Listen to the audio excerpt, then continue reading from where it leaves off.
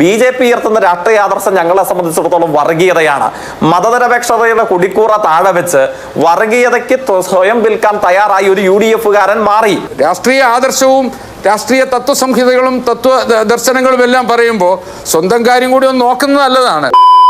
ജേക്സി Thomas കഞ്ഞി ഇവിടെ ഇരിപ്പുണ്ടല്ലോ. നിലമ്പൂരിലൊരു ചതുഷ്കോണ മത്സരമാണോ അതോ ആര്യാടൻ ഷൗക്കത്തും M സ്വരാജും തമ്മിൽ നടക്കുന്ന നേരിട്ടുള്ള ഏറ്റുമുട്ടലാണോ? എങ്ങനെയാണ് CPM LDF മത്സരത്തെ വിലയിരുത്തുന്നത്? നേരിട്ട് മറുപടി പറയാൻ കഴിയുന്ന ചോദ്യമാണ്, ഒറ്റവാചകത്തിൽ മറുപടി അവസാനിപ്പിക്കാൻ കഴിയുന്ന ചോദ്യമാണ്. ആയിക്കോട്ടെ, ഇന്ന് നമുക്ക് ഇവിടെ തന്നെ കൂടാ, എല്ലാം അറിഞ്ഞിട്ട് തന്നെ കാര്യം. അർദ്ധ മനസ്സല്ല, നാളെ BJP പ്രവേശനം ആഗ്രഹിച്ച് നടക്കുന്ന UDF-കാർ പോലും പറയില്ല അവിടെ ഒരു ചതുഷ്കോണ മത്സരം നടക്കുന്നുണ്ട് എന്നുള്ളത്. നിലമ്പൂരിൽ മത്സരം നടക്കുന്നത് ഇടതുപക്ഷ ജനാധിപത്യ മുന്നണിയും UDF-ഉം തമ്മിലാണ് എന്നുള്ള കാര്യത്തിൽ ഒരു സംശയവും വേണ്ടതില്ല. അവിടെ കഴിഞ്ഞ 9 വർഷക്കാലത്തിനകത്ത് നിലമ്പൂരിലും കേരളത്തിലെ ഇടതുപക്ഷ ജനാധിപത്യ മുന്നണി ഗവൺമെന്റ് മുഖാന്തരം വരുത്തി തീർത്ത മാറ്റങ്ങളെ സംബന്ധിച്ചും ഞാൻ അണ്ണനെ പറ്റി കുറച്ച് ഇല്ലാത്തതൊക്കെ പറഞ്ഞിട്ടുണ്ട്. വെറുതെ പൊക്കി അടിക്കാൻ വേണ്ടി കൈന്നിട്ട് കാച്ചി. നീ എന്തിനാ ആവശ്യമില്ലാത്ത കാര്യമൊക്കെ പറയാൻ പോകുന്നു? എന്താ പറഞ്ഞു പിടിപ്പിച്ചിരിക്കുന്നത്? ഭാവി നിലമ്പൂരിനെയും ഭാവി കേരളത്തെയും സംബന്ധിച്ചുള്ള ഞങ്ങളുടെ ആശയങ്ങളും പ്രതീക്ഷകളും ഇത്യാദി കാര്യങ്ങളാണ് ചർച്ച ചെയ്യപ്പെടുന്നത്. ഒറ്റ വീക്ക് വെച്ചുണ്ടല്ലോ, ഇതാണ് വലിയ ഇല്ലാത്തതും കൈന്നിട്ട് കാച്ചു എന്നൊക്കെ പറഞ്ഞത്. ഇതൊന്നും ഇല്ലാത്തല്ല, ഉള്ളത് തന്നെ. ഒരു പ്രശ്നം, ഞങ്ങൾ കഴിഞ്ഞ 9 വർഷത്തെ വികസനം മുൻനിർത്തിയാണ് മത്സരിക്കുന്നത് എന്ന് പറയുമ്പോൾ അതൊക്കെയാണ്. പക്ഷെ ആ വികസനത്തിന്റെ പ്രതിനിധി എന്ന് പറയാൻ കഴിയുന്ന അൻവർ, നിങ്ങളുടെ ഈ കഴിഞ്ഞ 9 കൊല്ലക്കാലത്തെ MLA, അദ്ദേഹവും മത്സരിക്കുന്നുണ്ട് ആണല്ലോ. അല്ലാന്ന് ആര് പറഞ്ഞു? അപ്പൊ അദ്ദേഹം പറയുന്നത് ഇതായിരിക്കും, ഞാൻ 9 കൊല്ലം ഇതൊക്കെ ചെയ്തു എന്ന്. അതല്ല ഉദ്ദേശം. എനിക്ക് തോന്നുന്നു ഇന്ത്യൻ ഭരണഘടന പ്രകാരം 18 വയസ്സ് പൂർത്തിയാകുകയും വോട്ടർ പട്ടികയിൽ ഉണ്ടാവുകയും ചെയ്താൽ ആർക്കും മത്സരിക്കാൻ കഴിയുന്ന ഒരു അന്തരീക്ഷമാണ് പൊതുവിൽ ഇന്ത്യൻ തെരഞ്ഞെടുപ്പുകളിൽ എവിടെയുമുള്ളത്. നിലമ്പൂർ അതിൽ നിന്ന് വ്യത്യസ്തമല്ല, ഇന്ത്യയുടെ ഭാഗമാണ്.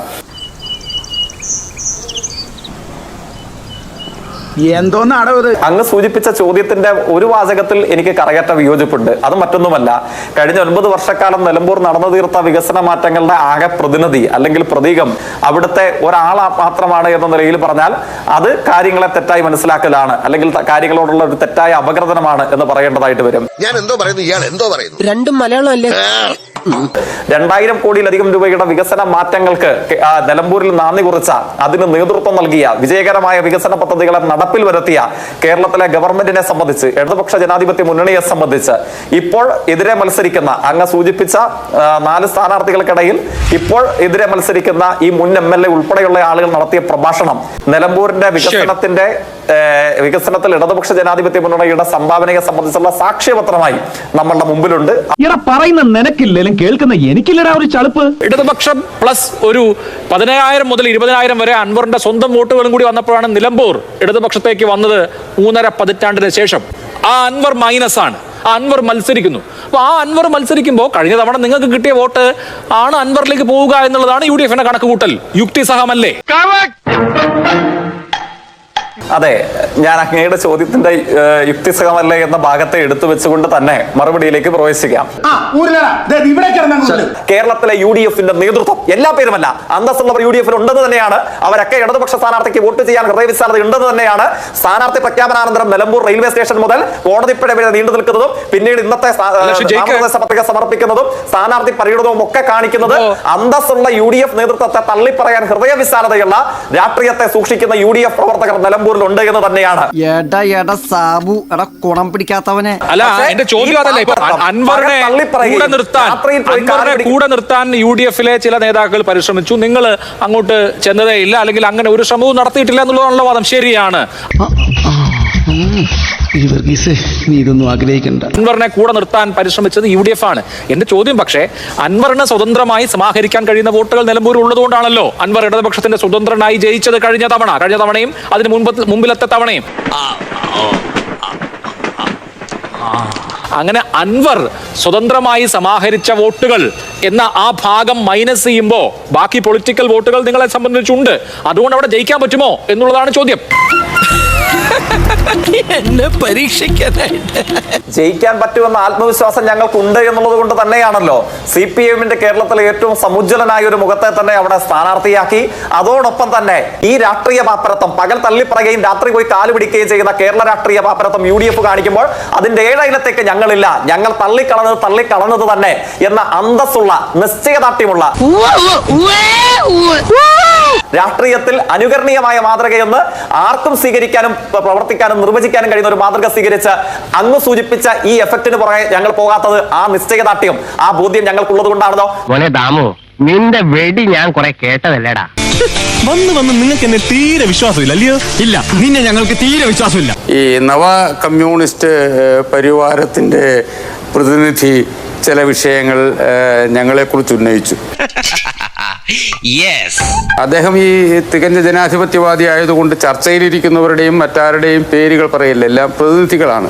അത് അദ്ദേഹത്തിന്റെ ജനാധിപത്യ ബോധം. മനഃപൂർവ്വം പറയണതല്ല, ജന്മനാ വിദ്യയാണേ. ഞങ്ങൾ UDF നേതാവിനെ ഞങ്ങൾ സ്ഥാനാർത്ഥിയാക്കിയെന്ന് അല്ല സഖാവേ. പാലക്കാട് ഉപതെരഞ്ഞെടുപ്പിൽ നിങ്ങൾ ആരെ അതിർത്തിയെ? മാർക്സിസ്റ്റ് പാർട്ടിയുടെ ബ്രാഞ്ച് അംഗമായി പ്രവർത്തിച്ച് കയറി വന്ന ആളെയാണോ? ഒരു കയ്യബദ്ധം നാറ്റുകരുത്. ഈ നിലമ്പൂര് ഈ ഉപതെരഞ്ഞെടുപ്പ് അങ്ങ് പേര് പറയാത്ത മുൻ MLA ഉണ്ടല്ലോ, ആ MLA 2016 CPM-ന്റെ ബ്രാഞ്ച് സെക്രട്ടറിയായി, ഏരിയ കമ്മിറ്റി മെമ്പറായി, പാർട്ടിയുടെ സഖാവായി വളർന്നു വന്നയാളാണോ? TK ഹംസ ഇന്നലെ പ്രസംഗിച്ചല്ലോ അവിടെ. ആ TK ഹംസ എന്ന് പറയുന്ന സഖാവ് നിങ്ങളുടെ MP ആയിരുന്നു, MLA ആയിരുന്നു, മന്ത്രിയായിരുന്നു. അദ്ദേഹം മത്സരിക്കുന്നതിന് തൊട്ടു മുമ്പ് ഒരു ഏത് പാർട്ടിയായിരുന്നു? ഞാനൊരു സത്യം പറഞ്ഞ് വിശ്വസിക്കൂ. എനിക്കത് ഓർമ്മയില്ല. നിങ്ങള് മറ്റു പാർട്ടിയിൽ നിന്ന് ഒരാൾ നിങ്ങളുടെ കൂട്ടത്തിൽ വന്ന് മത്സരിക്കുമ്പോൾ അത് ബെർമൂഡ ഇടുക. വേറെ ആരെങ്കിലും അതേപോലെ ചെയ്താൽ അത് എന്തെന്നാ, അത് കളസമോ എന്തോ ഒരു പ്രയോഗമുണ്ടല്ലോ. ഈ കേരള രാഷ്ട്രീയത്തിൽ പല സമയത്തും പല തെരഞ്ഞെടുപ്പുകളിലും മറ്റു പാർട്ടികളിലുള്ളവരെ മത്സരിപ്പിച്ച് പാരമ്പര്യമുള്ള ഒരു പാർട്ടിയുടെ പ്രതിനിധിയാണ് ഈ നിലമ്പൂർ തെരഞ്ഞെടുപ്പിൽ BJP സ്ഥാനാർത്ഥിയെ കുറിച്ച് സംസാരിക്കുന്നത്. ഇത് വടി കൊടുത്ത് അടി വാങ്ങുന്ന പരിപാടിയാണല്ലോ ബാബു. രാഷ്ട്രീയ ആദർശവും രാഷ്ട്രീയ തത്വസംഹിതകളും ദർശനങ്ങളും എല്ലാം പറയുമ്പോൾ സ്വന്തം കാര്യം കൂടി ഒന്ന് നോക്കുന്നത് നല്ലതാണ്.